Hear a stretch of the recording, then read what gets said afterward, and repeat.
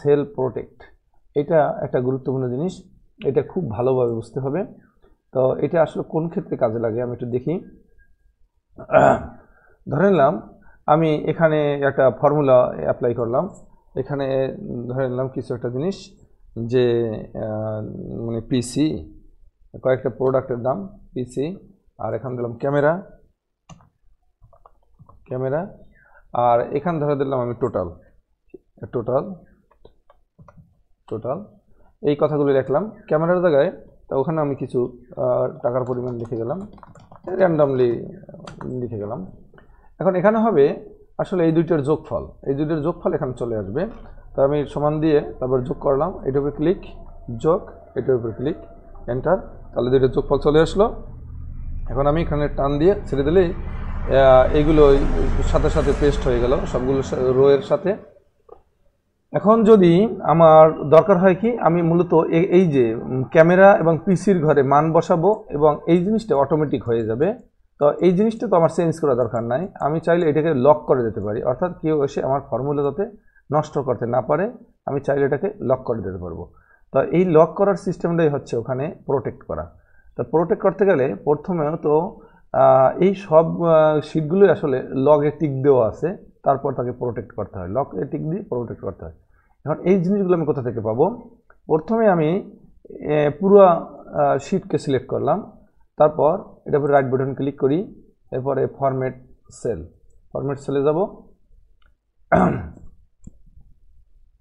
একটু সময় নিচ্ছে। ফরম্যাট সেলে যাওয়ার পরে প্রোটেকশন লেখা আছে, প্রোটেকশন থেকে লকড, এই বললাম না সবগুলো সেল লকড করা আছে, এই লকটা আমি তুলে দেব, তুলে দিয়ে তারপর আমি ওকে ক্লিক করব। ওকে, আমার সিডি কিন্তু এভাবে দেওয়া আছে, আপনি এটা দেখে নিন।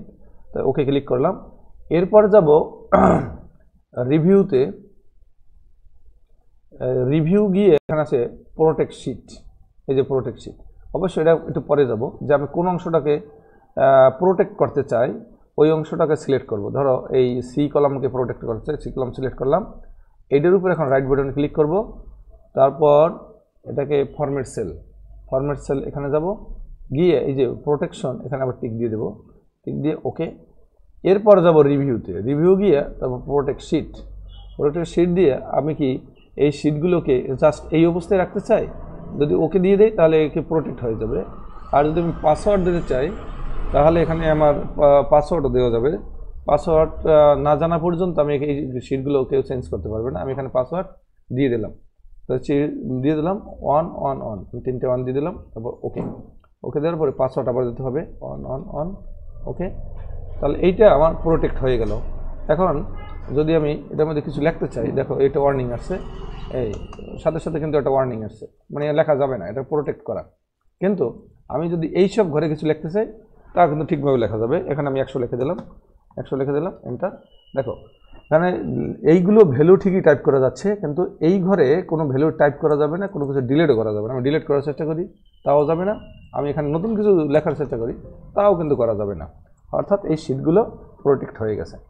তো আশা করি এভাবে যে কোনো সেলকে প্রোটেক্ট করা যাবে, যে কোনো কলামকে প্রোটেক্ট করা যাবে, যে কোনো রোকে প্রোটেক্ট করা যাবে একই পন্থায়। তো এখানে এইগুলো দেওয়া আছে। প্রথমে ছিল আমার কন্ট্রোলে অল সিলেক্ট, এই তো অল সিলেক্ট দিলাম, আমি ওই কন্ট্রোলের কাজটা মূলত এই কর্নারে ক্লিক করে করেছি, এখানে করে ক্লিক করা যে কথা, কন্ট্রোলে ক্লিক করা একই কথা। তো তারপরে ফরম্যাট, ওই ফরম্যাট থেকে ফরম্যাট সেল, তারপর প্রোটেকশন, এই জিনিসটা আমি রাইট বাটন ক্লিক করে করেছি, এখান থেকে করলেও হয়।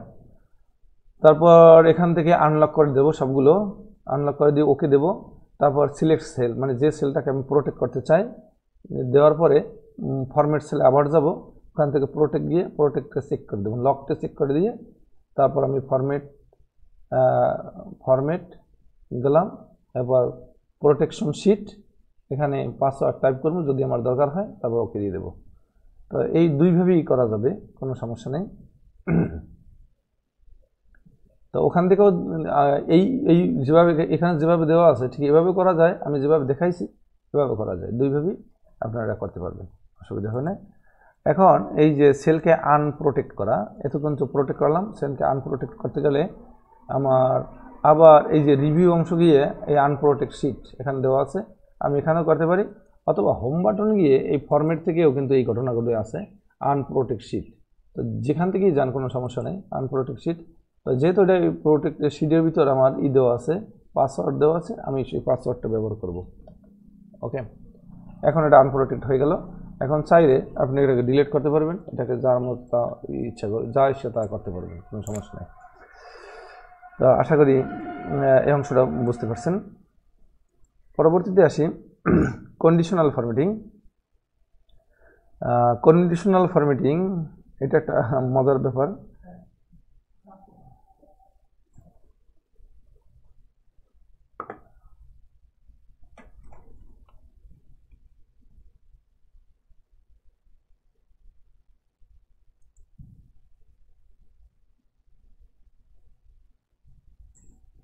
একটু করে তো কন্ডিশনাল ফরম্যাটিংটা আমরা কীভাবে কাজ করব, এজন্য আমরা একটা শিট ওপেন করি। আমি জাস্ট এখানে দুটো কথা লিখি, তো এই এগেনস্টে আমরা এখানে মানে এগুলো একটু ব্যবহার করব। ধরো এখানে লিখলাম মেইল, মেইল, আর নিচে লিখলাম ফিমেল, মেল ফিমেল, এই দুইটা কথাই লিখলাম যে এখানে যতগুলো লোক আসে তার ভিতর থেকে মেল ফিমেল এভাবে আসতে পারে অনেকগুলো। তো আমার কথা হচ্ছে যেগুলো হচ্ছে মেইল এগুলো ওই সবুজ কালার হবে, এবং যেটা হচ্ছে ফিমেল এটা হবে লাল কালার। এই জিনিসগুলো আমরা কীভাবে করব, এটা কন্ডিশনাল ফরম্যাটিং দিয়ে করতে হয়। তা প্রথমত যে কলামের সাথে এই লেখাগুলো আছে কলামটা সিলেক্ট করতে পারি, অথবা যেতটুকু নিয়ে কাজ করব আমি ততটুকু সিলেক্ট করতে পারি। সিলেক্ট করার পরে আমি পুরো কলামে সিলেক্ট করলাম। সিলেক্ট করার পরে এই হোম থেকে আমরা যাব কন্ডিশনাল ফরম্যাটিংয়ে, এখানে যাব, তারপর যাব নিউ রুলসে, নিউ রুলসে গেলাম। এখান থেকে লেখা আছে format only cell that contain, এটার মধ্যে ক্লিক করব। ক্লিক করে বিটুইন লেখা আছে, বিটুইন না দিয়ে এটা ইকুয়াল দেব। যেহেতু আমরা স্পেশালি একটা নামের জন্য আমি কালার চেঞ্জ করতে যাচ্ছি, ইকুয়াল। এর মান যদি কখনো মেইল হয়, মেইল যদি মেইল আসে তখন আমরা কি করতে চাই, তখন এটাকে আমি সবুজ কালার দিতে চাই। এখানে কালারে গিয়ে কালারটা আসবে, নাম্বার থাকতে পারে, ফন্ট থাকতে পারে, বর্ডার থাকতে পারে, ফিল থাকতে পারে। আপনি এখান থেকে ফন্ট কালার ধরে নিলাম, ফন্ট কালার এখান থেকে সে সবুজ কালার হয়ে যাবে। ওকে, সবুজ কালার হয়ে গেল, তারপর ওকে দিলাম। এখন যত জায়গায় মেইল আছে এগুলো সব কিন্তু সবুজ হয়ে গেছে। আবার ফিমেল যেগুলো আছে এগুলো যদি লাল কালার দিতে চাই, এভাবে সব সিলেক্ট করব, কন্ডিশনাল ফরম্যাটিং, তারপর নিউ রুলস, নিউ রুলস থেকে আবার format only cell that content, এর মধ্যে ক্লিক করব। এখান থেকে যাব ইকুয়ালস টু, তারপর এখানে ফিমেল দিয়ে দিলাম, ফিমেল, ফিমেল দেওয়ার পরে এরপরে আমরা ফরম্যাটে ক্লিক করলাম, তারপর ফিমেল, এখানে এটা লাল কালার দিতে চাই, তো আমরা এখান থেকে এটা এই লাল কালার সিলেক্ট করে দিই, ওকে দিয়ে দিলাম, তারপর ওকে দিলাম। তাহলে এখন দেখো এখানে কিন্তু এটা সেট হয়ে গেছে। এভাবে করে আমরা করতে পারবো এই ফরম্যাটিং, কন্ডিশনাল ফরম্যাটিংয়ের কাজ। কন্ডিশনাল ফরম্যাটিংয়ে আরও কিছু কাজ আছে, যেমন এখানে যে ভ্যালুগুলো আছে এই ভ্যালুগুলো যদি আমরা বিভিন্ন সিম্বল দ্বারা বোঝাতে চাই যে কোনটা মান বেশি কোনটা কম, তাও কিন্তু কন্ডিশনাল ফরম্যাটিংয়ের ভিতরে আছে। এখান থেকে আমরা সিলেক্ট করলাম, তারপর যদি আমরা ডেটা বার দিতে চাই তাহলে এখান থেকে ডেটা বার দিলে যেটা সবচেয়ে বেশি আছে ওখানে কিন্তু এই বারের পরিমাণটা বেশি আসবে। আবার অন্যভাবেও ব্যবহার করতে পারি, এখানে কন্ডিশনাল ফরম্যাটিং, এখান থেকে আইকন ব্যবহার করতে পারি, এই যে আইকন দেওয়া আছে এখান থেকে এই ধরনের আইকন ব্যবহার করতে পারি, এই ধরনের আইকন ব্যবহার করতে পারি। অর্থাৎ যেখানে মান বেশি ওখানে ওই ধরনের আসবে, আর যেখানে মান বেশি ওখানে টিক চিহ্ন আসতে পারে। এভাবে করে আমরা বিভিন্ন ধরনের সিম্বল ব্যবহার করতে পারি। তো আশা করি এটা বুঝতে অসুবিধা হয়নি। এখানে যদি ভ্যালুটা কমাই দিই তাহলে দেখবো যে এই যে যেটা একবার সবচেয়ে বেশি এটা উপরের দিকে অ্যারো দেওয়া, আর যেটা তার চেয়ে কম এটা হলুদ চিহ্ন দেওয়া, একবার ডাউন যেটা ওইটা নিচের দিকে অ্যারো দেওয়া। ওকে, কয়েকটা অংশে এটা বিভক্ত হয়ে গেছে। কালার প্যাটার্ন আমরা ব্যবহার করতে পারি এখানে। তো আজকের ভিডিও এই পর্যন্তই। আল্লাহ হাফেজ।